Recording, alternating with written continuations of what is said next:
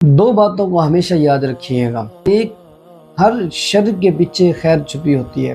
یہ تو ہم سب نے ایک جملہ سنا ہوا ہے کہ ہر مشکل کے بعد کیا ہوتی ہے؟ آسانی ہوتی ہے۔ اسی طرح ہر شر کے بعد بھی کیا ہوتی ہے؟ خیر ہوتی ہے۔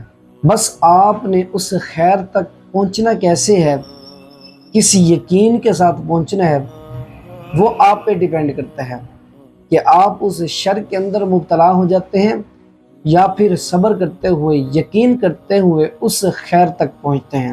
دوسرے نمبر پر تین چیزیں ایسی ہیں کہ جس کو اگر انسان سنبھال کر رکھ لے تو یہ جو انسان کا اللہ تعالی نے دل بنایا ہے نا، کبھی بے قرار نہیں ہوگا، کبھی اداس نہیں ہوگا، کبھی اس کو تکلیف نہیں ہوگی، صرف تین باتوں کو تھامنے کی وجہ سے۔ اگر انسان ان تین باتوں کو اپنا لے تو اس کا دل جو ہے وہ کبھی اداس نہیں ہوگا۔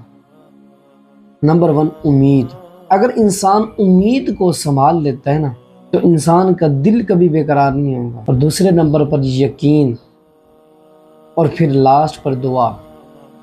یہ تین ایسی چیزیں ہیں، امید، یقین اور دعا، یہ تین ایسی چیزیں ہیں کہ اگر انسان ان تین چیزوں کو تھام لے، پکڑ لے مضبوطی کے ساتھ، تو یہ جو اللہ تعالی نے دل بنایا ہوا ہے نا، یہ کبھی بھی اداس نہیں ہوگا، کبھی بھی پریشان نہیں ہوگا، کبھی بھی اس کا دل کے اندر جو سکون ہوتا ہے وہ بے قرار نہیں ہوگا۔